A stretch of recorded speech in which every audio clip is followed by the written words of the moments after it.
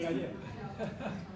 Okay, thanks for coming, everybody. This is number 8 of 8. So this is it. Everything is pretty much loaded up on the YouTube channel, so if you ever wanted to review it or whatever, you can on your own. Today's talk is going to be the approach to optimal weight and metabolic health. Talking about some more contemporary issues regarding that. A little disclaimer like last time, like I always do. The information here in the presentation are my opinions, of course, and do not represent the opinions and beliefs of the Esplanade organization. The information discussed in this presentation are for educational purposes only, and of course are not to be construed as medical advice or recommendations. You can't go back and say, Eric said this, and something bad happened. Yeah. Not going there.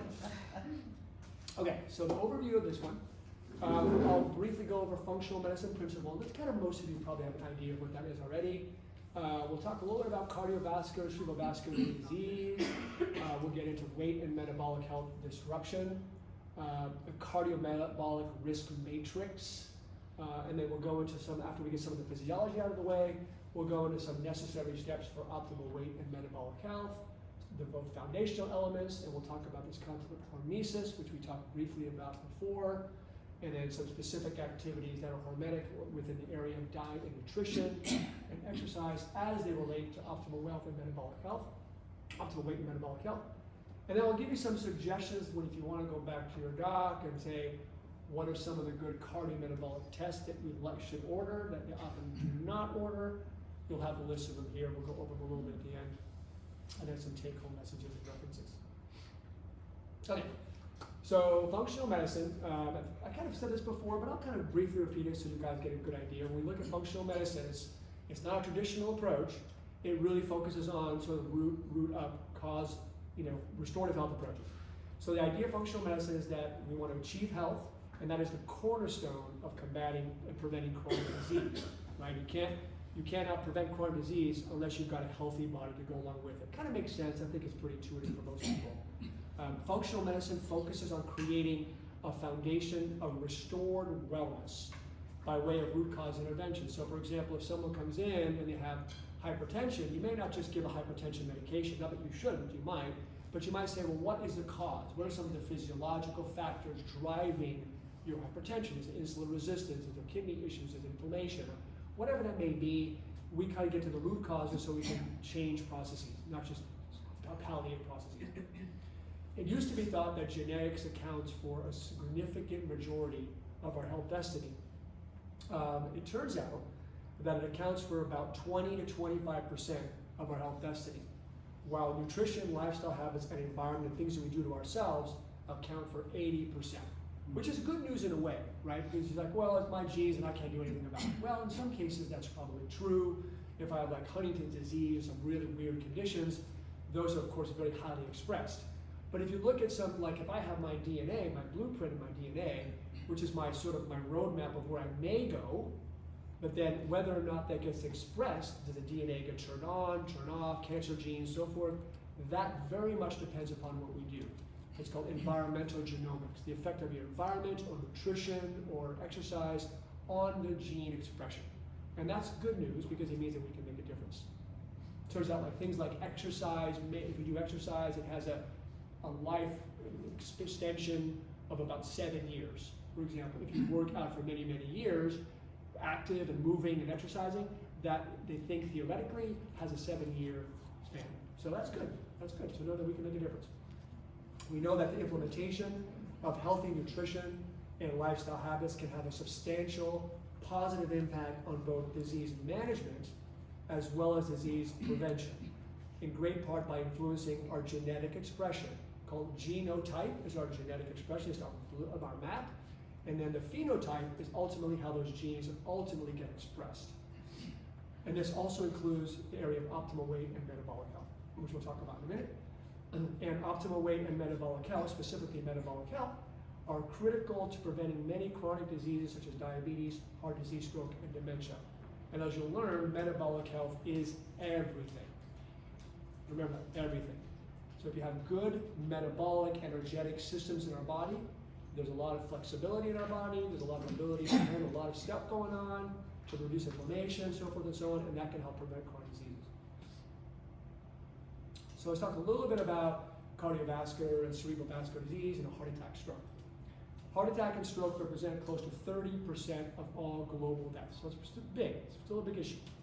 The classic main lifestyle risk factors for cardiovascular and cerebral vascular disease or stroke are tobacco use, so smoking, unhealthy diet, decreased physical activity and sedentary behavior, and excessive alcohol use. Those are the main well-known factors. There's others too, but those are the biggest ones.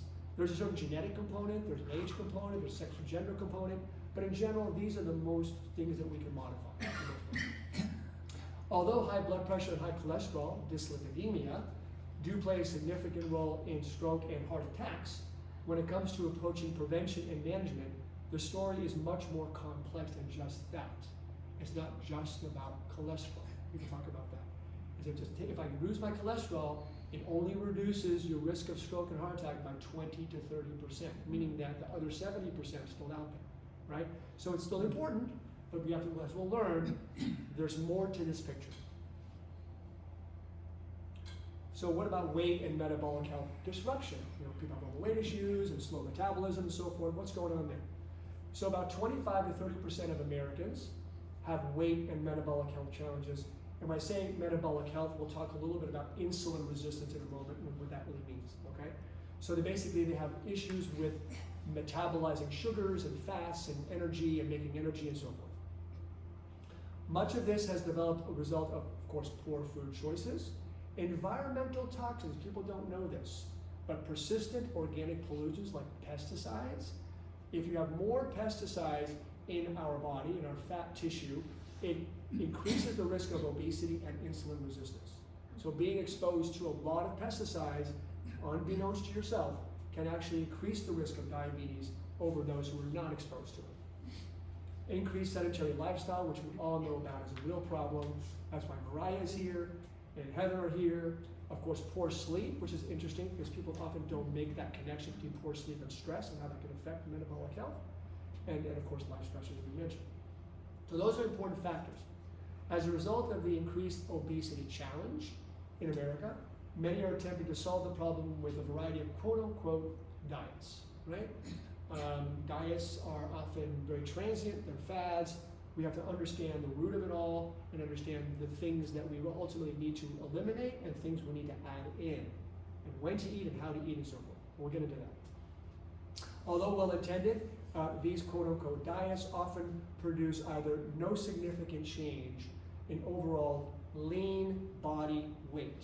So that's an important factor. And it's not hard to crash diet and lose weight. But what are you losing more of? At least 50% of that loss, if you look at body composition analysis, is muscle. And muscle is your metabolic tissue. It is your driver of energy utilization and performance. So if you're not having, so what happens if you lose your muscle? What do you do to metabolism? It slows down dramatically. And your thyroid starts to slow down, put the brakes on. So I think it's important to understand that how do we ultimately lose mostly fat and preserve lean body mass? And most of the diets that are out there, the typical yo-yo diets, typically that's why you yo-yos, because you lose a lot of muscle mass, and then you lose your metabolism, and you go back up, and you actually gain weight, and actually overgain your weight sometimes, because you can't have a hard time getting your metabolism back up again. Although it is true that mathematically, calories out need to be greater than calories in, the mathematical model, as you're going to see, it's much more complex than that, because you don't know what your body's doing with the calories that you're using. That's the problem, what's happening to the whole metabolic machinery. The reason why many diets do not succeed in the long term is that they fail to address many of the other complex physiological and psychological factors that are taking place. And we'll get to some of those. So what comes next is kind of complicated, but I'm going to try to make it as simple as I can. You will have this to review and to sort of like fall asleep over, but I'll do my best to try to make it at least somewhat interesting and applicable. How many of you have heard of what visceral fat is? It is it's the fat around the organs, right? It's a central fat, right? The apple part of what we have, okay? So visceral fat is unlike other parts of fat in our body, like in our hips and so forth. visceral fat, or fat around the organs, is very dynamic organelle, which means that it has the ability to produce chemicals and hormones that can be good or bad. So we know that it's a dynamic organ, and we also know that after a certain size, threshold in size, as your visceral fat gets bigger and bigger and bigger, it has the potential to become what I call pathogenic. What do you mean by that? It means bad? Yeah, pathogenic. And it can produce inflammatory and hormonal-like chemicals after a certain point. So, excessive belly fat gets to the point, as it gets bigger, and everybody's size is different. That threshold is different. There are people who can be called skinny fat. Skinny fat means that you have some visceral fat, right? But your ability to build on and build on and build on successfully may be different than someone else. So it gets to the point in every single person at some point where it outstrips its own blood supply, causing what they call fat hypoxia, lack of oxygen and blood flow to that visceral fat, right? And then cell death occurs. And as a result, that happens, an influx of inflammatory white cells come in, these so-called macrophages, M1 macrophages, doesn't matter. But they come in and they're very inflammatory, right? And then when that starts to happen, you start to get a whole bunch of things. Increase the visceral fatty acid release, so what happens is you start to get to the point where the fat is now, up to this point, was storing fat, right? Was storing fat. But after a while it goes, I'm kind of done. I mean, I can only go so far.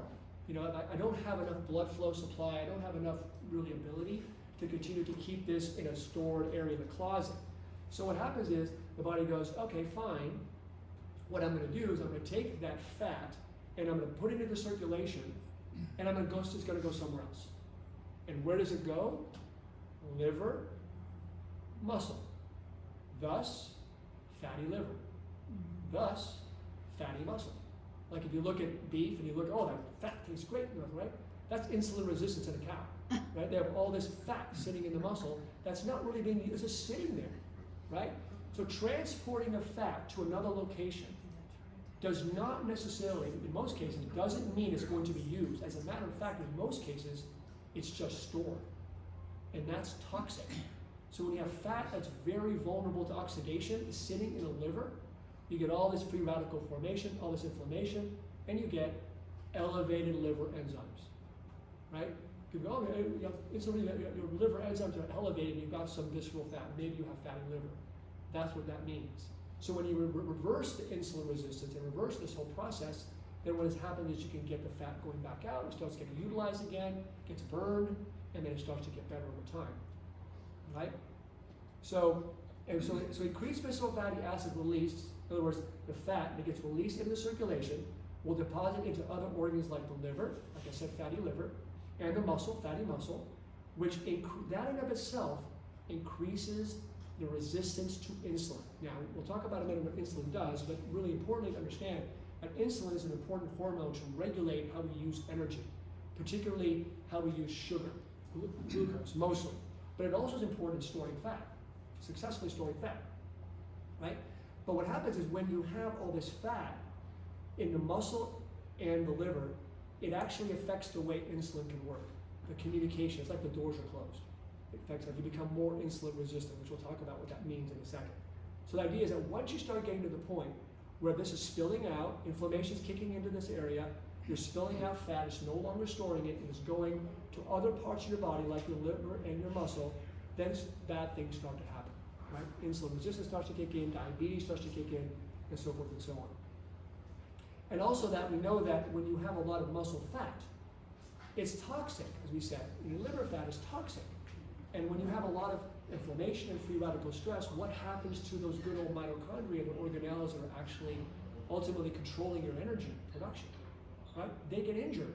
So the mitochondria themselves that are the gas station, they're the workhorse to make energy that really matter, they actually start to get injured. And we know that it's kind of like it's a vicious cycle. If you have mitochondrial dysfunction, you become more insulin resistant and vice versa.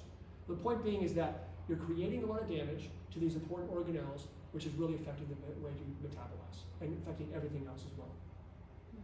So I know that's complicated, but just to know that these are these inflammatory pathways and stuff can really wreak havoc on you.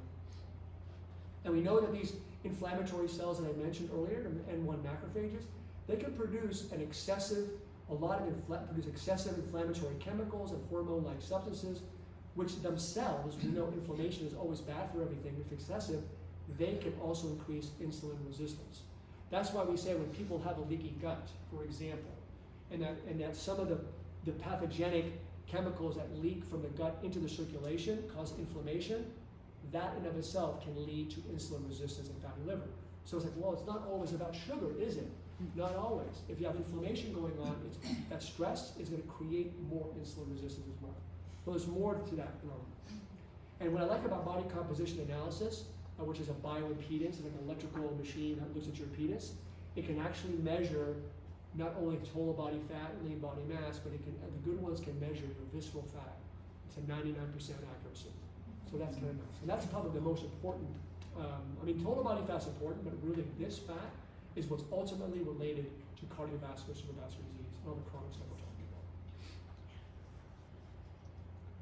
This picture is about, I'm not going to go over it too much to say that on the left is like when you have, for example, on the left, normal fat tissue. There's normal adipose tissue on the left there. It says we have normal fat tissue, it's got good blood flow, good supply, everything seems fine, right? You've got good energy balance, you're not producing anything negative, you're not producing a lot of inflammation, everything goes great. But then once all of a sudden you start getting a switch, and all of a sudden you outstrip your blood supply, you start to get more white cells come into it, more damage, all of a sudden now you're starting to see, oh crap, I'm becoming insulin resistant. I'm holding on to energy. I'm not using energy well. My immune system is getting affected because I have more inflammation. My blood vessels are getting abnormal. I get hypertension. All this sort of crazy inflammatory, crazy stuff is leading to a lot of bad stuff. So, and that all comes from the response in your visceral fat. And again, that response can be way out here. That response can be way out here, right? Because I've seen people with relatively, who look pretty thin, but have visceral fat that's high enough for them. And I have other people who are pretty overweight who they look pretty good on paper. So it's all about how well your body can adjust to that and deal with all that change. So what is everybody knows about insulin, but insulin does a little bit more than what people think it does. That's why it can become so problematic.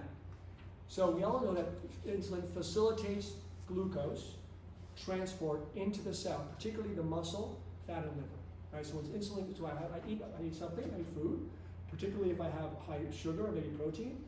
Insulin gets secreted by the pancreas. It takes the sugar and it moves it into the cell, muscle, moves it into the fat and liver, so that I have storage. So I have sugar to use. I can store it up as glycogen for a rainy day. That's all good. We need all that. That's important. It also helps the sugar go through and be utilized effectively into being burned. So it helps it burn it, it helps it store it, helps it transport it. It's a really important hormone, really important. Now, what's interesting about insulin that you may not know is that it also facilitates muscle and tissue growth. So in anabolism. So for example, when you have your post-exercise smoothie, right, by adding insulin and maybe adding sugar and protein to that smoothie, you're facilitating insulin production, which is facilitating muscle growth after you work out and repair. I mean, of course, testosterone, growth hormone, all these other things, ricin, they're all really important, but insulin also plays an important role. But when I say tissue growth, I mean all tissue growth, right? So think, I mean that if it's bad tissue growth sometimes, yes, right? That's very important, you'll see why in a minute. So imagine that too much tissue growth. Also facilitates fat storage, because when sugar, at a certain point, you bring in sugar says, okay, I got enough sugar, take the sugar and convert it to fat, right? So it facilitates the storage for a rainy day of food. That's all great, that's what it's supposed to do. It's also a signal molecule for brain health. Now the brain doesn't need insulin for sugar transport, but insulin is important to facilitate growth and communication of synapses in the brain. That's what we call Alzheimer's type 3 diabetes. There seems to be a problem with insulin signaling in the brain with Alzheimer's patients, and they're having an issue with that. That's why when you give coconut oil to Alzheimer's patients, it allows them another mechanism, another pathway to make energy that they can't get out of insulin, right? So because there's issues with metabolism in the Alzheimer's brain when it comes to energy in the mitochondria again. So it's kind of a detour to get around it a little bit. And there's been studies showing that coconut oil, especially as a powder, replacement powder, can help facilitate cognitive performance in Alzheimer's patients. Somewhat. It also, insulin also prevents the breakdown of sugar. Like, if I don't eat much for a while, what's going to happen? My body's going to still need blood sugar. But where is it going to get the blood sugar from if all my glycogen is gone? It's going to take muscle and convert it to sugar. But fat cannot convert it to sugar. Fat can make ketones, ketosis, which is helpful for brain energy, but it does not make sugar. And of course, insulin stores fat, and as a result, it'll inhibit fat breakdown. So now, when the body gets to the point where it gets insulin resistant, which means that insulin is no longer causing the response you want it to at the cell, it's like the signal's there, but the door's closed, it's locked, it's not responding anymore, right? Then you get insulin resistance. But are you resistant to all the functions of insulin? And the ones that are asterisks denote those processes that are reduced in insulin resistance. So we see that the glucose transport, right, is obviously impaired. You're not getting the sugar in the cell, so blood sugar goes up. There's diabetes, right? You're also not using sugar as well, so that's a problem with metabolism. You're not making glycogen storage, because it's not getting in. And you're also not getting the signal molecule for the brain and breaking down protein for sugar. So what happened? But at the same time, the things that are not impacted, that now your insulin levels are going up, but you still can get muscle and tissue growth. So if you look at people very commonly who have, let's say, cancers, for example, and if you look, you'll see that they're often very insulin resistant because the levels of insulin can be so high that they drive tissue growth, right? And it can facilitate cancer development or production, right? Whether or not it causes it, I can't say, but in terms can facilitate its growth, right? That's key. That's why with patients with cancer, we often work on, trying to get a low glycemic, like this diet here, intermittent fasting and so forth, to help bring down the insulin levels to allow the metabolism to reset and to allow the tissue growth to not be so stimulated from insulin. So the tissue growth is a problem, and also the tissue growth is not only an issue when it comes to, say, cancers, for example, breast cancers and all the different cancers. It also grows tissue in your blood vessels. The endothelium gets grown. That's why you start seeing changes, hypertension, right? Stiffness of blood vessels, hypertension. Insulin is really important in regulating nitric oxide. Viagra, nitric oxide, which controls blood pressure. Well, when you have insulin resistance, guess what? Nitric oxide levels are low. That's why beetroot extract and kale are such good things for hypertensives, because it increases nitric oxide levels. So the idea is that insulin does a lot of things, and it does a lot of good things. But when it's not working well, it does a lot of bad things, and that's what's key. And that's the big epidemic in America.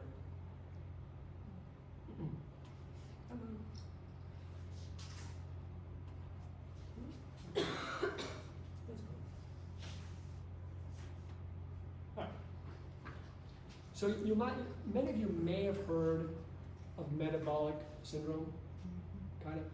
It's the term that was created way back when, but there came with a consensus back in 2009 of what really that metabolic syndrome really means. It's a syndrome that is to denote clinically insulin resistance, when the body becomes insulin resistant.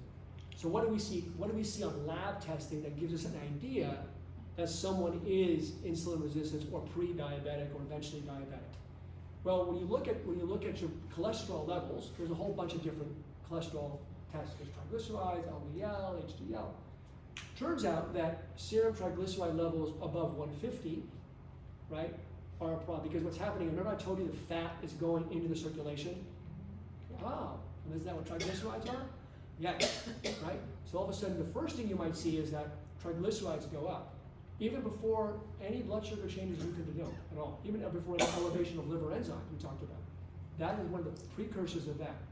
And also, because of all the movement of fat in the circulation, they're shifting around. One of the things you see is that the good cholesterol, HDL, starts to drop, right? Less than 40. So if the HDL less than 40 in men, less than 50 in women, whereas triglycerides greater than 50. When you start to see that movement, that'd be exact, But that movement, you go, high triglyceride, low HDL. And I wonder if this guy, liver enzymes, I wonder if this guy is getting pre-diabetic, So just keep that in mind. And then of course, as a fasting blood sugar goes up, typically a fasting blood sugar should be less than 100. We like it 85 or less, ideally. But if it's greater than 100, like 100 to 126, that's pre-diabetic. So one of the criteria is going to be fasting blood sugar starting to rise, greater than 100. Blood pressure, again, we talked about how insulin can affect blood pressure. What do you start to see? 130 over 85. So if that goes up, 130, 85 or more, then you go, maybe there's something going on there too. Maybe that's supporting my idea of insulin resistance. And then of course, abdominal obesity, right? So traditionally we say greater than 35 inches for women and greater than 40 inches for men. Although, because people are trying to look at height differences, some people are doing inches divided by 2 as the maximum acceptable waist circumference. So you need 3 out of the 5 criteria. I use this as a guide. I just look at, if I see someone in that direction, I'm going to look, I don't care whether you have criteria or not. I think you're going on the path, and we got to work on that. So it's a good thing to have, and it's very helpful. So when we talk about metabolic health disruption, or like the body is just not metabolizing well, how do we get there? First of all, what is the ultimate end result? What am I saying? What am I saying when I'm commenting on metabolic health disruption? We start to lose the inability to be metabolically flexible. So the body can burn sugar, can burn fat, and all that stuff happens. What happens in insulin resistance, people find that you're not burning fat very well, and you're not burning sugar very well, like we talked about before, right? It's just stored up, and the sugar's not going through. So it's just that, it's not like you're not burning anything. You are. You'd be dead if you weren't. But you're definitely doing it less efficiently, right? And you're not able to shift back and forth effectively, so you can get hypoglycemic initially. You just don't know how to control your blood sugar, control very well, your energy control very well. You don't burn sugar well, and as a result, you get an overall lower energy production. So they measured that people who have insulin resistance or metabolic disruption have up to 30% less ATP production than the norm. Now imagine that, if I'm burning 30% less than I should, right? That changes the mathematical formula, doesn't it? Right? This whole idea of like, well, calories out, how do you know what your calories out are? How do you really know what your calories out are? You have to do some sort of a chamber. But most people will do a calculation, they'll go, oh, you should be burning this much. And go, well, yeah, but these people are probably producing 30% less than that, right? And the hormones aren't responding to what you're doing. They don't know what to do with the energy. So it's not just about calories in, calories out. It's important, but there's more to it. So what does that mean physiologically? I'm saying, okay, you're saying that I'm not burning well. Well, what is the organelle that we said burns energy? What's it called again? With an M? Mitochondria. Exactly, right. It is the key. It is the gas tank. So if you're not producing enough energy, which ultimately is what's happening, right? Why is that happening? Why do the mitochondria are they not producing energy? And there's a bazillion reasons why that happens. The biggest one, just to understand, like we talked about in multiple talks, is that when you have excessive inflammation in the body, and you have a lot of what they call free radical, free electron stress, for whatever causes, it will damage the mitochondria. And when that happens, they won't burn well. And for some people, that could translate into weight. For some people, it translates to chronic fatigue, migraines. I mean, we're all a little bit different. There's compartment issues and stuff. So we can't just say everyone becomes obese. I'm saying this, but in general, when the mitochondrial dysfunction, many things can happen, and it will vary from person to person situation. So too much inflammation, too much free radical stress, and also the free radicals that are being produced from the mitochondria in other areas that are damaging, they also damage other areas. They damage the blood vessels. We know that. So like, for example, if you have damage to the blood vessels, they won't be as reactive, and the blood pressure starts to go up. Nitric oxide levels start to drop, as we mentioned, right? So one of the things that statins do, the reason why statins probably really work, is not because they lower cholesterol, which is maybe a little important, is because they reduce the inflammatory burden and they increase nitric oxide. That's why they affect vascular disease, cardiovascular disease. For example, if you just look at another medication that lowers cholesterol, the fibrates, or even niacin, they don't really change cardiac outcome. Maybe you get a little bit of an effect, maybe they have less effects of heart attacks, but statins have a 30% reduction, but the cholesterol levels are the same. So is it really cholesterol? Maybe a little, or is it really more because you're changing everything, the whole environment, which is what really matters. Just to keep that in mind. So what also, when you have mitochondria don't work well, mitochondria are important in creating energy, but they're also really important in signaling things. So people have asked, well, does mitochondrial dysfunction lead to insulin resistance, or does insulin resistance lead to mitochondrial dysfunction? Both. Chicken or the egg is probably the answer. So just to know that's an issue. And we also know as the blood sugar starts to rise, you may have heard of the blood sugar hemoglobin A1C. You may have heard of that term, right? Typically we like it to be, in theory, less than 5.7 is normal, although 5.5 or less is probably better. And then 5.7 to about 6.3 is considered pre-diabetic, and 6.4 and up is diabetic. So when you have sugar circulating, sugar will bind, think of like caramel, sticky. It binds to proteins and causes them to be dysmorphic. It changes, it causes them to unfold, to be dysfunctional, to not be the same. Well, that's what hemoglobin A1C is. You're measuring this weird hemoglobin, which is in your cell. How much is attached to that hemoglobin? And that's a measurement of about 3 months, because the life of hemoglobin is about 3 months. You'll say, okay, when the number is 5.7, means 5.7% of the hemoglobin. So that if you get, the higher you are, the more you're attaching to those structures, and the more you attach to those structures, the more you make them dysfunctional, and the more you drive inflammation. There you go. So here you go, inflammation, and you drive more blood sugar change. So it's very, very self-fulfilling, unfortunately. So those are called advanced glycation end products, AGEs. It's kind of what happens when you burn beef, right? You get that little char stuff, that's AGEs. We think of it as glycogen. So we want to make sure that we don't eat a lot of that, because that can be damaging to us. Now, how do we get there? So, what are some of the, now that we've got to the point where we kind of understand insulin resistance and how it can be a bad thing, what are the ultimate long-standing results of insulin resistance, long-standing the metabolic and inflammatory consequences? Well, we know diabetes obviously is the first one, makes sense. Cholesterol, we talked about that. Typically high triglycerides, low HDL, maybe a little elevated LDL, but not necessarily, right? Hypertension, we talked about, insulin resistance, nitric oxide, hypertension, okay? Well, vascular disease, that makes sense, same thing. Heart disease, that makes sense, same thing. Stroke, that makes sense. Cancer, tissue growth, makes sense. And dementia, signaling molecule, inflammation, makes sense. And I go, oh, well, that makes a whole ton of sense. That's why all this is linked. That's why when you improve your metabolic health, you improve the potential for all your health. This is the key. That's what this is the key to health. It really is. It's all of this. So what are some of the contributing factors? A lot of things. Right? So hormones. Hormones, we talked about insulin, right? But there's so many other hormones that get disrupted. And they can affect insulin resistance. Stress, cortisol, adrenaline, aldosterone from the kidneys. All those things, the hormones at high production with stress, can cause more blood sugar changes, more inflammation, and more insulin resistance. Obviously, we talked about insulin. There's something I kind of ran into recently. I don't know if you've heard of it. Have you heard of irisin in the muscle? No, I saw that word. Yeah, I know. I didn't know until like 2 months ago. I go, what the hell is irisin? Yeah. It's actually, there's this new theory about why menopausal women have a hard time controlling their weight. And people go, wow, is it just estrogen? Is it progesterone? Yeah, maybe I have patients who go on extra progesterone, they lose a little bit of weight, but nothing's changed. Turns out they think that what's really consistent is this muscle-releasing chemical called irisin. And irisin is an important hormone. It's important for metabolism. It turns white fat into brown fat. Brown fat is fat with mitochondria. It means that they're burning, it's like burning a steam engine, right?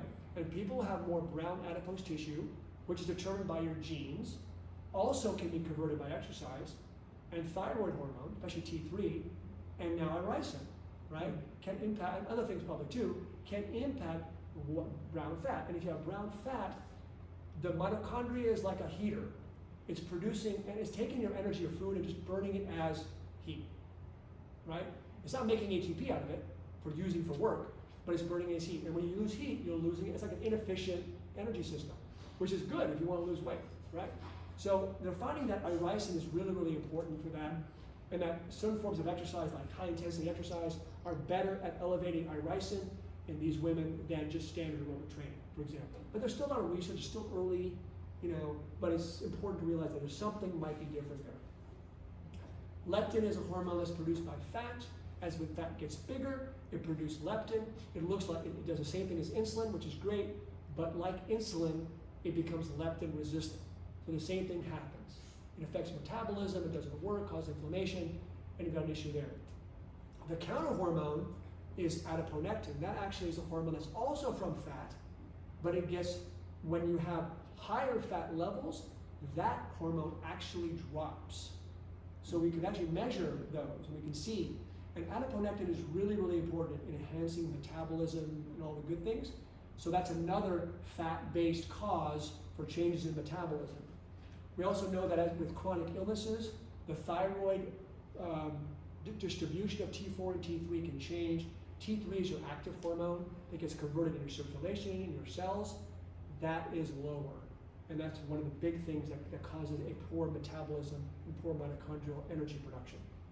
Other things like testosterone, estrogen dominance in women, growth hormone changes, DHEA, a whole bunch of stuff. Vitamin D can all have an impact on overall mitochondrial health and metabolism.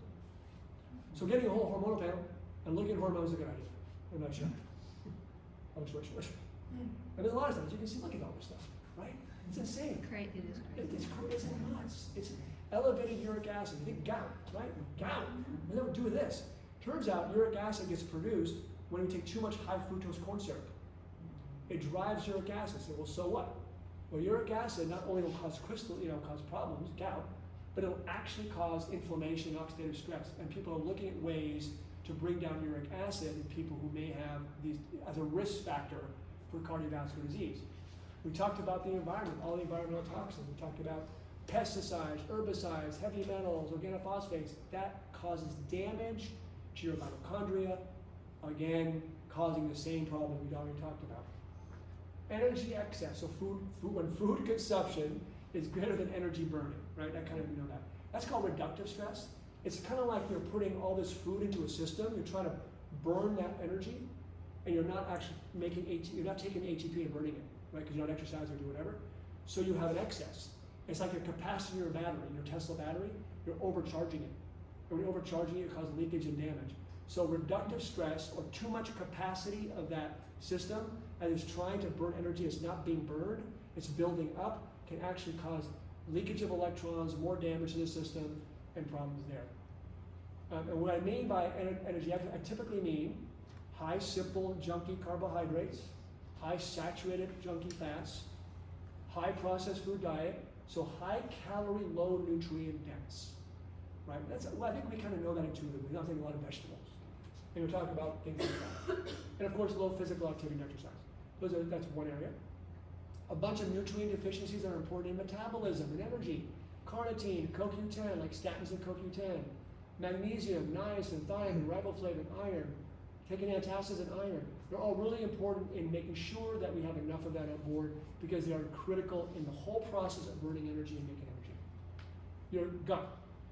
I won't go into this in detail, but just to note that the gut microbiome does have an impact, and there are certain strains like Akkermansia and Clostridium that are really, really now shown to be really important in controlling the metabolic system. It's amazing how the gut microbiome can affect metabolism. You've heard of the new medications, right? Semaglutide, the Ozempics. Well, it turns out that the Akkermansia and Clostridium bactericum, those two strains that are found in the supplement called Pendulum, actually activate GLP-1. And so do polyphenols, so does pomegranate, right? And resveratrol. They're natural ways of activating GLP-1. It's a natural way of getting semaglutide, not as strong, not as potent, but it's there. The body has ways of making this work. Medications, all the good old anti-seizure medications, the old antidepressants, the antipsychotics can really have an impact on metabolism. Stress, pain, poor sleep, right? Again, from the same reasons. alter circadian biology, which we talked about before, which I'll mention again, just genetics, and of course, inadequate adaptive physiological stimuli, like challenging your body to be better, stronger, and faster, right, and more effective. So those are the main causes. So what do we kind of do? What do we kind of do at this point? So I like to focus on two different ways of looking at it. There's a foundational element, which I talked about last time, but foundational, and then the more kind of cutting edge, sort of enhancing cool stuff, right? And the foundations are pretty much what most of you think they are, right? The first thing is you have to support healthy oxygenation. And this sounds silly, but diaphragmatic breathing, really important. Get oxygen into the base of the lungs, not keeping it in the upstairs. Hydration. Typically, if you can, using about maybe half your weight in ounces, ideally, especially in the summertime when you're exercising. Maybe less so when you're not. Make sure you get electrolytes, because typically we replace with free water, and that's not a good thing. Nutrition, which we'll talk about in a minute, minor food plan. Toxin reduction and elimination, like alcohol, smoking, illicit drugs, pollutants, food additives, preservatives, all that stuff. Good old gut function, because the gut is one of the best ways we eliminate things, right? Having good, healthy bowel movement. And the bowel is also important in controlling, metabolic health via fiber. And if I have good soluble fiber in my system, like I take oatmeal, or I take psyllium husk, or I take, guar gum, whatever it is, it's going to take a lot of those toxins from the liver and release them.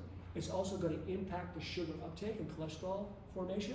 So we know that good, healthy fiber, especially those viscous, soluble fibers, are really important in helping to control blood sugar metabolism as well. And of course, movement. So those are the basic things that we do in support. And then we also want to promote rest, relaxation, and repair. And this is what people don't appreciate as much. We don't think about that, stress reduction. Well, I guess why would stress reduction or being stressed impact my weight? We mentioned cortisol, we mentioned adrenaline, we mentioned inflammation. There you go. Restorative sleep, same thing. If you don't get good sleep, you get changes in hormones. Your good hormones go down, your bad hormones go up, like cortisol. You get more inflammation, and there you have it, more weight. Sleep apnea is a big one too. I've seen patients where just put them on CPAP, and their weight starts to drop because you're stressing with sleep apnea, right? Same thing, stress. And you want to support your healthy circadian biology, like your whole biological clock, because when we eat, how we eat, when we exercise is really important for our cells. Timing matters, which we'll get to in a little bit. And then life balance, of course. Now, what is hormesis? Hormesis is something I kind of briefly mentioned last time. It kind of refers to, and I'll read the complicated thing, but you'll hear the simple version of it.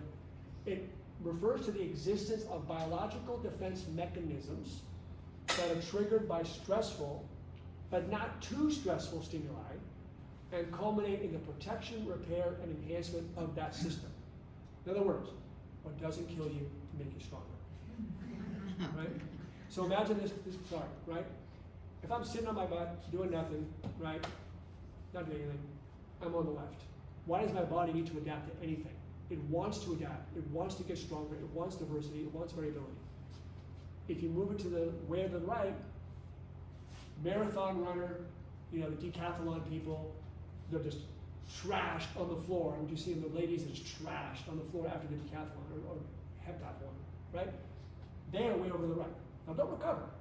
But on a regular basis doing that, not good. Because you're causing so much oxidative stress, so much damage to the point that you're actually hurting your system. Too much exercise, too little exercise, right? Sweet spot. Sweet spot.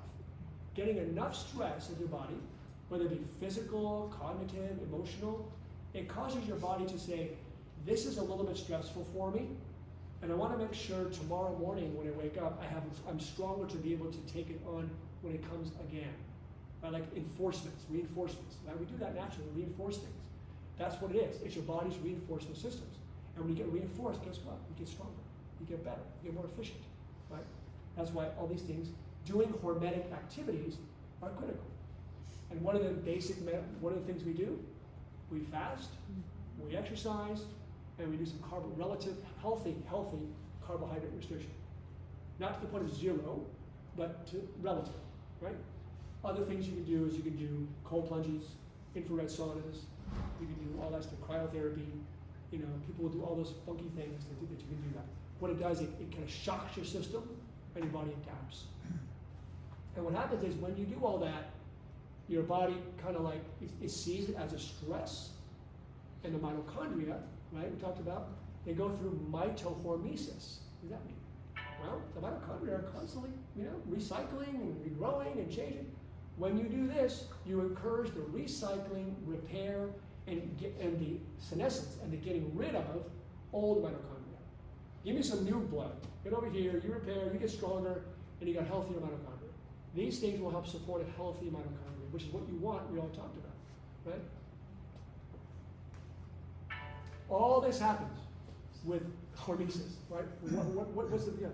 I mean, we talk about stem cells. Stem cells are baby cells that aren't yet determined what to do, and we have them as we get older.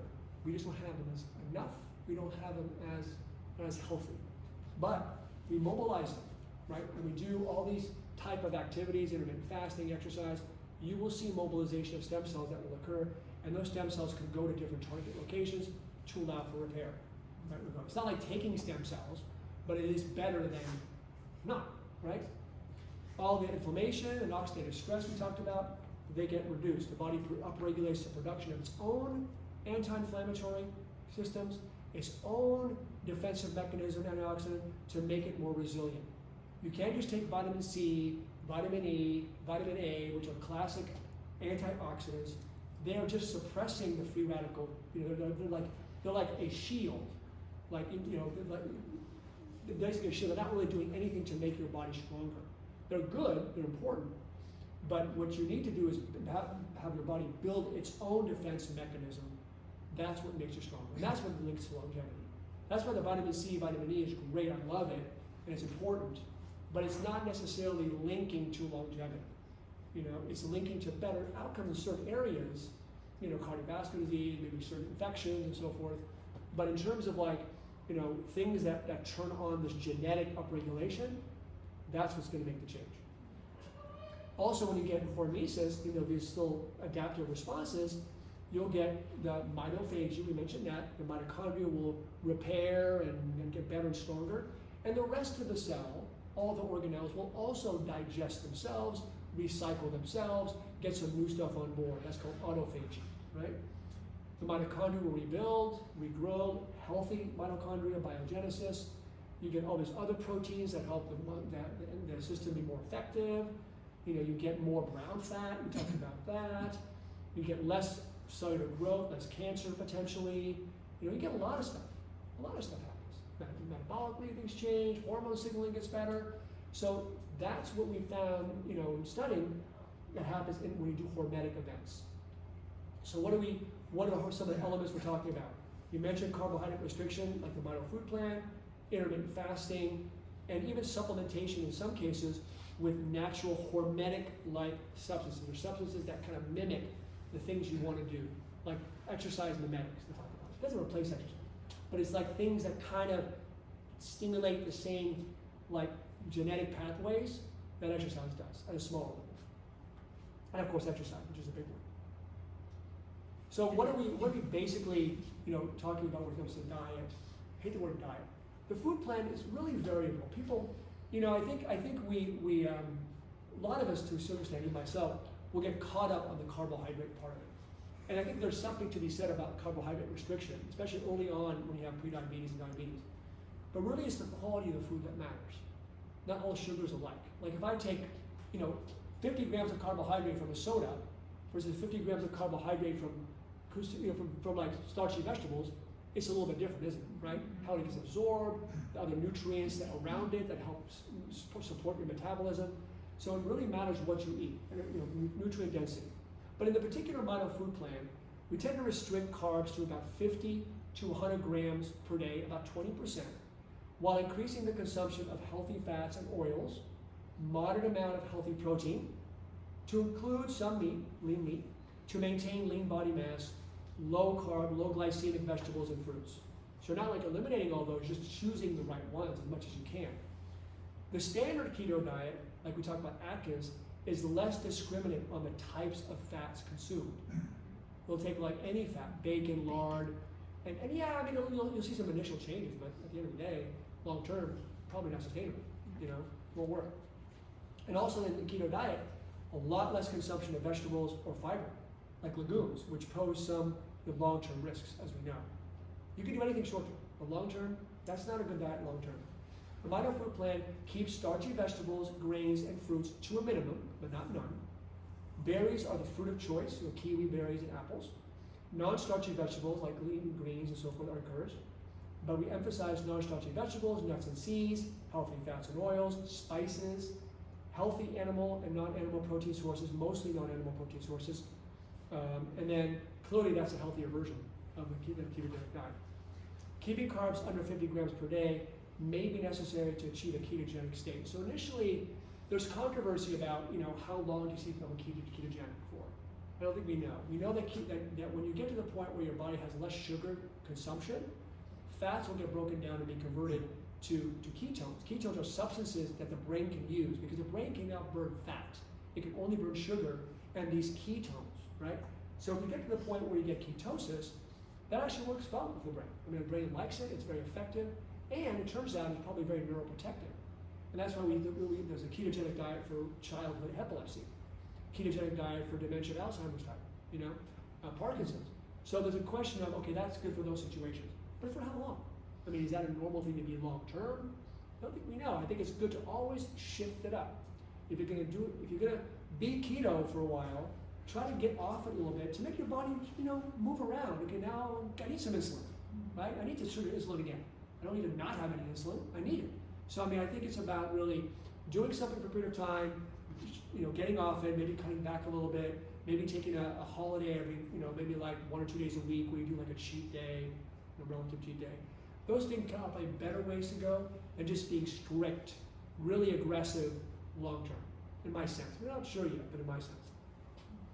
But this typical diet, especially if you get to the ketogenic state, will force the body to use fat, to break down fat, and it will reduce insulin dramatically. I mean, think about it. If you're not having any sugar, what's going to stimulate insulin? Maybe protein a little bit, but not much. Insulin drops dramatically, the body can reset, and you become more insulin sensitive, right? So what this will do, it'll oxidize fats to produce these ketone bodies, specifically, BHB, acetate, acetone. The BHB is a substance that people may have heard about because you can buy it online. You can see that they think that getting ketones can be effective for so many different things. There's no controversy about if you just took BHB, is that going to do a lot for you, or is it really the whole ketonic process that really matters? So, still work in progress on that. But the ketone bodies can be utilized by the brain in lieu of glucose. So if I have a low sugar diet, when I start to burn fat, those all of a sudden you get that ketone high. Wow, I feel really good. Once I get back to 2 or 3 days, I go, wow, I feel better. My brain is really focused, right? And it's designed, if you think from an evolution perspective, if you're like a hunter-gatherer and you haven't eaten for 5 days, right? Your body needs to find a way to keep you focused so you can hunt, right? And that because you're not eating much. And that's where the ketones are that neuroprotective and neuroactivating effect. And again, research is supporting the idea that ketones, like the BHB, are signaling molecules that ultimately upregulate all the antioxidant system, anti-inflammatory systems, the mitochondrial system. So there's more to that than just feeding the brain. This is the Mito food plan. And I think you have that on your hand. I think I sent all the emails out and handouts.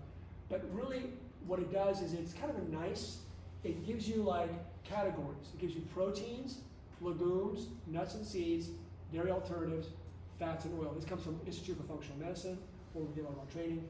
And the blues are the dark blues are the preferable ones for the Mito Keto Flex. So Mito Keto Flex means I want to do a Mito food plan, but I kind of want to be more keto. I want to go less carb, right?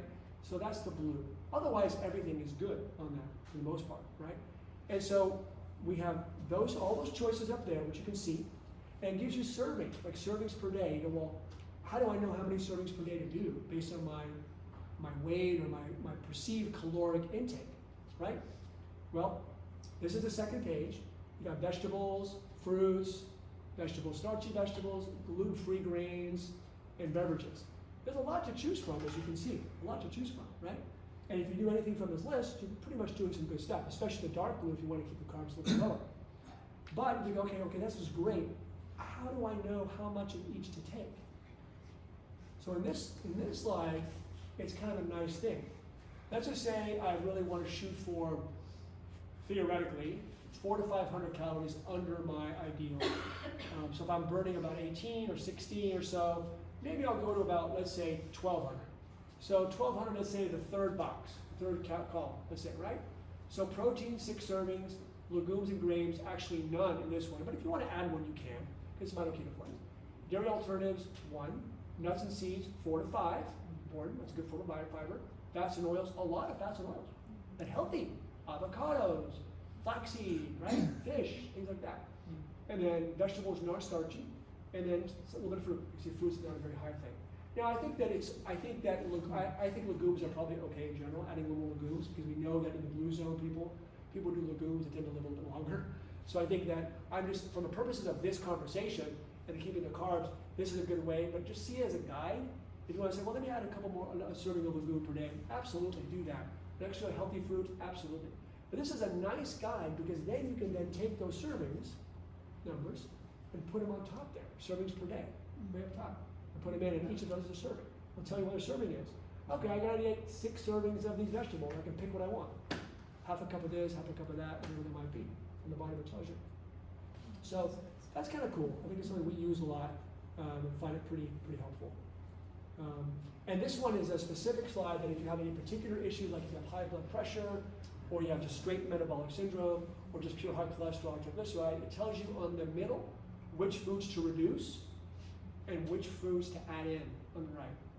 So for blood pressure, you think, garlic, and you think soy, and you think beets, and so forth and so on, celery. So all those things you can add in, right, for blood pressure. And then metabolic syndrome, you can think about cinnamon, green tea, fish oil, fiber. So it gives you some ideas of what to add to your diet to specifically address the needs that you particularly have on that. I like this stuff. So what's the benefits of this type of restriction, this healthy carbohydrate restriction? Is it cardiovascular health, metabolic syndrome and diabetes, optimal weight and body composition, like loss of fat mass. So typically when people do this type of diet, because they're so nutrient dense, right, they actually maintain the integrity of their protein muscle mass, right? That's the beauty. Even with 20%, it's like a 20, 60, 20. 20% carbs, give or take, 60% fat, healthy fat, 20% protein. The 20% protein is actually pretty good.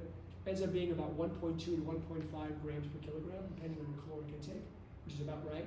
If you want to build muscle mass, you want to go up to about maybe 1.5. But people have argued that in any given sitting, you can only consume about 30 grams of protein. Your body can only take up about 30 grams of protein at a time. But taking 50, 60, 70, 80 grams at a time may not be much different. It may not help you and just do more than 30. So spread it out a little bit more, and more is not always better. People think, I got 3 grams per kilogram. Maybe if you're like a huge bodybuilder, but for the most of us, right, I was saying, just eat pretty healthy. You can maybe add some whey protein if you want, add some ranch cheese if you want, if you need to. You don't even have to, but if you want, that's all great. But just more importantly, pick the right diet, get enough protein in your diet that's reasonable, and then you'll do pretty well. And we know that there's the ones that are not bolded, there's some suggestion that they can help, like we know migraine headaches, epilepsy for sure, neurodegenerative diseases like Alzheimer's, dementia, mood disorders, pain. They all help because they all help to reduce the inflammation, the insulin resistance, and the ketones are actually really protective. They help with pain management, they help with brain function, they help with cancer potentially. So that's one of the reasons why there's suggestion that it might be helpful in those areas too. Intermittent fasting, there's different types. That's an important one, I think. One that I like a lot is time-restricted eating. Is probably the one that makes the most sense and the easiest for all of us to do. People ask, well, what's reasonable? Typically 8 hours is about right. It varies, no one knows. It could be 12 and 12, it could be 8-16. But 8-16 seems to be the one that we try to gravitate towards. So 8 hours is your feeding time, 16 hours is your non-feeding or fasting time. It matters when you do it. It's probably better to do it, not to do it too late, like eating between 2 o'clock and 10 p.m. It's better to eat like between maybe 10 and 6 or 9 and 5 ideally, or if you can, with most of your eating, most of the food consumed before 2 p.m. Because we are more insulin sensitive earlier in the day than later at night. Circadian rhythm. We don't need insulin when we're sleeping, right? So if we all of a sudden eat before bed, especially a high sugar meal, whatever, then what's going to happen is it's going to spike your blood sugar more than if you were to eat that same meal at 9 o'clock in the morning. Same exact circumstance. So just by shifting, sometimes just shifting when you eat and how you distribute your food, carbs earlier, for example, you might find that, wow, I feel better and my blood sugar's better. I didn't even change anything, I just moved it around a little bit more. So that's important. We know that some people will do like some occasional skip days, they'll do like light days, where you can maybe do, like twice a week, you'll do a light day, like I'll eat maybe 25 to 40% of my calories, just kind of like a cleansing day. I'm not eating very much. That's good to do as well. That might make you feel better, it might have some benefits as well. But I think the time restricted eating for me is probably the one that you can do long term, it makes the most sense. Don't do it every single day, but definitely do it most days if you can. And it's very doable. I think most people find, I feel better if I do that. I'm saying, if you say I can do 12-12, I want to eat between 7 and 7, that's fine. Still some benefits there too. There's still some benefits. But make sure that you eat earlier and that you move it earlier as well. Another one is the fasting mimicking diet you may have heard about. That is a more longer, prolonged, 3 to 5 day low-cal diet. Now, there are people who do water fasts. They'll do water fasts for like days, if not weeks. And that's different. What fasting mimicking is exactly what it sounds, is to mimic fasting. By keeping the sugar intake and the protein intake low, insulin won't get stimulated. And that's what you want to do ultimately, keep insulin down. The body thinks it's kind of fasting, but it's not. So it's having like things like, soups, low glycemic load smoothies, nut bars, olives, crackers, things of that nature that are low glycemic. But they've got some substance to them, they're healthy. Day 1, you do 1,100 calories, day 2, 800, day 3, 500, day 4, 800, day 5, 1,100. You go, that's not that bad, right? It's not. And Dr. Longo, who's at USC, in the age management research, has done some studies on this. And he's kind of the pioneer of the fasting mimicking diet. And you can buy his sort of, his prolonged diet, if you want. But you don't need to, create your own. But it can help. It helps with metabolic, it helps reduce inflammation. Once you start getting to the point where you're really reducing your calories or insulin for over 3 days, the body really starts to get into that repair mode. Really starts to kick it into gear. So for chronic disease, we often say, do the fasting mimicking diet. Maybe do it for like once a month for 3 months, and then quarterly thereafter. Very doable. It's not impossible. People don't feel horrible on it. I mean, it's better than doing a water fast, which can be more stressful. This is less stressful on the body, and it's actually healthier in the body long term. So fasting is good. And what do? Same thing. Animal studies show cardiovascular disease effects, weight management, body composition, blood sugar things, metabolic syndrome, diabetes. Human studies, same basic thing. Still early, still developing, still refining, but very positive. Now people say, well, what are some of the metabolically helpful supplements you can do? Here's your exhaustive list, right? They're basically supplements that can actually help support healthy metabolism and blood sugar, right? Ones you kind of know, olive oil. I would say olive oil is one of the best. If you can take a really, really high quality extra virgin olive oil, take a tablespoon per day, that's one of the best things you can do. It's really, especially really high quality, really high quality.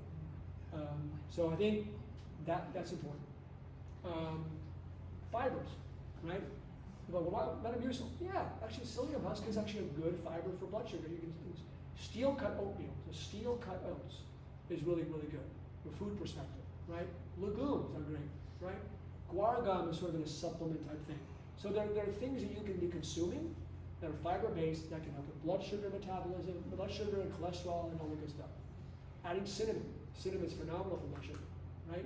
And all the different aged garlic. Aged garlic is phenomenal probably for a variety of things, for like blood pressure, for stroke prevention. Aged garlic is great for that.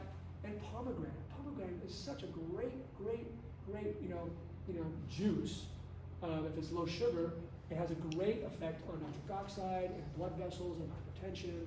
So doing that, and there's a whole bunch of supplements, magnesium, vanadium, it's all there. We don't have time for all that, but just to know that those are things that can be very, very easily, and some of them included into your protocol if you want to. And these ones are like those natural hormetic-like supplements we talked about, right? So like turmeric, curcumin, does things that are kind of like what you might see in exercise or fasting. Quercetin, which is good for allergies, is another one. Green tea extract, good for everything. Resveratrol from red wine. Berberine I like. Berberine is an herb that really has a traumatic impact. It's like metformin. It works the same way that metformin does with less side effects. Now it can have a little bit of GI in some patients, but it's a good microbiome regulator. It's an antifungal. It also regulates your whole microbiome, and it also helps with blood sugar, a little bit of weight management, slightly, and it's probably an anti-aging herb as well. So bergamot's great for cholesterol. Lipoic acid is good for diabetics. So there's all these really cool things that you could consider taking if you want to. That could be a help. They're not going to replace, of course, all the things we talked about, but they're nice supplements if you want to. And this is one kind of like if you ever wanted to do something, this might be something that you can look into as a protocol that can help with just general wellness and for metabolic health. It's all there. But whatever you do, if you start anything, tell your doc. Especially, honestly, if you're doing like fish oil, if you're on blood thinners, just beware, especially like Coumadin or some of the other ones, be wise on that. If you're taking metabolic extra like berberine can interfere with certain medications. So whatever you're doing, just be aware. But for the most part, most of them are pretty safe, but just understand that something like metabolic extra can have berberine in it and can have some effects. Just be aware of that. Exercise, I won't get into too much detail because we talked about it before, but really, I think for weight management, metabolic health, what I will tell you, you have to do two things. You've got to build muscle, right? And you've got to do some high intensity interval training if you can. Aerobic training helps, but not to the degree that high intensity interval training does. So if you do like, the sprint 8 machine that Mariah talks about, sprint 8 machine there, where you do like 90, 30, 90, 30, where 30 is aggressive, 90 is kind of not aggressive, or like a Tabata class, those are more designed to be high intensity interval. Not very long. You're doing it, maybe you're really working high intensity for 30 times 8 for 240 seconds, right? But you're doing it at pretty blasts. And the idea behind it is when you do that intensity that way, your body gets a jolt. And it really pushes out energy, and metabolically it's having to try to figure things out. And they're finding that in a way, doing like a 15-minute or 20-minute hit is equivalent to doing a 45, 50-minute cardio workout. The good thing about HIIT is that it does actually maintain burning. You continue to burn for 24 to 48 hours at a high level. Whereas a strict cardio, lower cardio, it tends to sort of peter off pretty quick. They're both helpful, they're both great things to do. I'm not saying that. But from a body composition perspective, if you can throw in some HIIT training in there, it might be more effective to burn, to lose weight, and the same with weight training. Because you do weight training, you build muscle. When you build muscle, you build energy. You also make your body more resilient, more sensitive to burning sugar, insulin, and so forth. So, diabetics who do any form of training, any exercise can help diabetics, whether it be just brisk walking, whether you do HIIT, whether it be resistance training, swimming, because you're making your body having to work hard and adapt. It's doing all those things we talked about, which is going to help with insulin and diabetes. If you just move, that's going to help a lot. They found that just like doing exercise snacks can reduce cardiovascular disease by 15% events. Meaning that if I'm like sitting and I've got a couple of minutes, I could just do a quick like jumping jacks really fast, running in place really fast, push up really fast. And I do that for short periods of time, a few times a day, 5 minutes total. That of itself, those exercise snacks, can have an impact on your cardiovascular defense long term. Kind of move past this.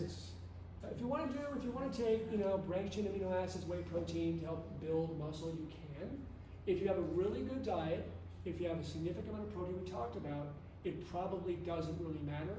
But we think that if you do take like whey protein around, either before or after exercise, along with some carbs, that might help stimulate a little more protein growth than without. And whey protein is probably, of all the protein sources, from a standpoint of supplementation, is probably a lot better.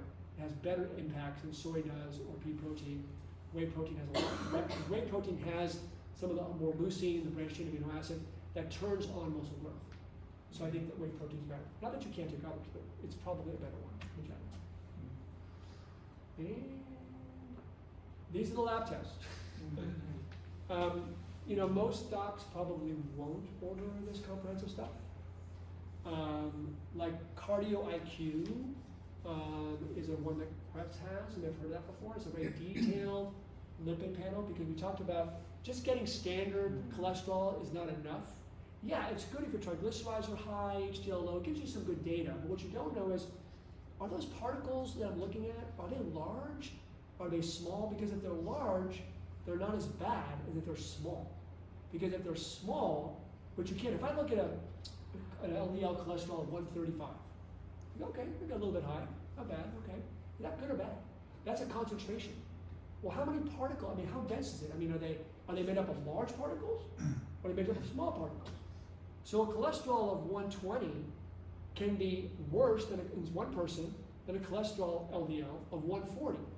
Because if that 120 is made up of small, oxidized LDL that's messing up your endothelium, that's worse than someone who has big, fluffy, uninflamed cholesterol molecules. So the particle number is really important. So when you have a lot of small, dense LDL, that's a risk factor, right? Omega-3 index is how much omega-3s do I have in my circulation? Is it just 3%? Or is it closer to 8%? Once you get past 7 or 8%, your cardiovascular risk goes down to 40%. So getting omega-3s index higher is really important. That's been shown in clinical studies as well. So looking at that, hemoglobin A1C is that blood sugar I was telling you about. Fasting insulin is important. Looking at that, because sometimes your fasting insulin is going up, or your insulin tolerance test is really high, but your blood sugar is being managed. You're putting enough insulin to make that sugar move through, right? But you got a lot of insulin on board, and you can be hypertensive, right, before becoming diabetic. Wow, my A1C is 5.4. I go, yeah, but your fasting insulin is like 25, right? You're putting a lot of insulin to make that blood sugar be normal, right? So it's good you're not diabetic, but if your insulin's high, right, insulin's high, you want to bring that down. You want to start working on the process, which can be reversed if you know this information. Getting the thyroid information, getting vitamin D is important. Getting all the different particles is really important. Getting an inflammation marker like CRP there, getting homocysteine, fibrinogen is a clotting factor, all that's there for you, okay? So that information is something that you can at least show to your doctor. I went to a talk today, to a doctor and stuff. Can we order some of these tests and see? Now, the only problem is I don't know how to interpret them. Right? They might say, I don't know. So, if you ever get them and you want to talk to me, I'm going to have to talk to you about it. But, no problem. But I think it is important because it gives you more information about your personal risk. And another one is a coronary calcium CT scan, right? So when you start getting more damage to your coronary arteries, or any arteries, you start to get breakdown of the endothelium, and then think of this calcium as spackle, right? I don't want a clot to throw out, so I'll go ahead and put calcium on it, and I'll stabilize that clot, right? And so the more calcium you have in your blood vessels, the more injury you have to those blood vessels. So there's a correlation of calcification and that. So the more calcium score you have, there's a thought that can increase your risk of having a cardiovascular event down the road. So for example, I have some patients who goes, their doctor puts them on statins. They're saying, you're pretty healthy, you've got no hypertension, no diabetes, you have no visceral fat, but your cholesterol is 220. Okay, and your LDL is like 145. Should I go on a statin? I go, well, let me look at your blood vessels, I say, look, if your coronary calcium CT score is 0, it means you don't have much going on. Now, you can have some soft plaque that hasn't been calcified yet, that can just break off and you walk to have a heart attack. But in general, there's a correlation. If you haven't had much calcification, but there's not like having a lot of damage going on, so it's helpful. I've ordered those, and it's really helped patients decide if they want to go on statins short term. I'm not a statin denier. I think statins are great, but they're great for people who have disease, people who've had an event, people who've had like hypertension, diabetes, risk factors, elevated CRP, inflammation, diabetes. those are people at higher risk, or they've had an event, like a stroke or heart attack. Then I agree. I tell people, go on a statin, it'll really help you. But if you're otherwise healthy, and you just want to go on a statin for the sake of it, the benefits are really, really small. You know, I'm not saying you shouldn't do it, but just like, do I really want to do it? There's some side effects, it can affect the mitochondria, gives you muscle pain. I need that, you know, so I think that's where you start to balance it a little bit more. All right, a little bit longer than normal. So successful weight and metabolic health management requires effort and strategy, of course, as we now know. Focusing on the foundational elements like nutrition, sleep, emotional health, movement, gut health, environment, toxin reduction, elimination is really critical first step, and that's probably 80%. The next step is to engage in activities designed to promote very strong adaptive responses, a hormetic effect, which is critical to achieving optimal weight and metabolic health, as well as all health in general. And these particular stimuli include like carbohydrate restriction, like the Mito Food Plan or Mito Keto Flex Plan, intermittent fasting, at least time restricted feeding, supporting healthy circadian rhythm, and then challenging exercise with strength training and aerobic training such as HIIT. All those things are really going to help in making sure your outcome is much better. And here's some resources if you want. They're all there for you. And then I'll probably try to, if all this works out well, I'll upload this to the YouTube tonight and it'll be ready to go if you want to. And there's your YouTube link there. All right? Questions? I was looking. Fire So, alarms. Cheryl, can we turn off the video? yes.